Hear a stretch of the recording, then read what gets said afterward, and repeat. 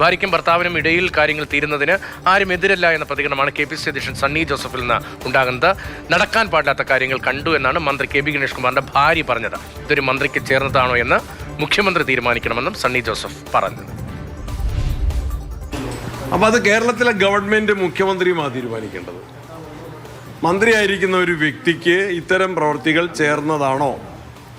ധാർമ്മികതയെക്കുറിച്ച് വാചാലമായിട്ട് സംസാരിക്കുന്ന ആളുകൾ ഈ കാര്യത്തിൽ നിലപാട് എന്താണ്?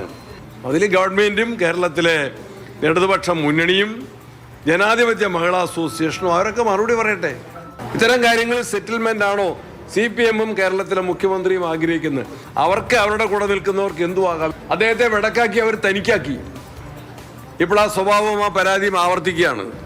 അതിനെ മാപ്പാക്കി അവർക്കാക്കി നിർത്താൻ ശ്രമിച്ചുകൊണ്ടിരിക്കുകയാണ്. സർക്കാരിൻ്റെയും പാർട്ടിയുടെയും CPM പാർട്ടിയുടെയും വഞ്ചനയാണ്, ജനവഞ്ചനയാണ് പുറത്തു വരുന്നത്. ഇരട്ടത്താപ്പിന് അപ്പുറത്തുള്ള ജനവഞ്ചനയാണ് പുറത്തു വരുന്നത്.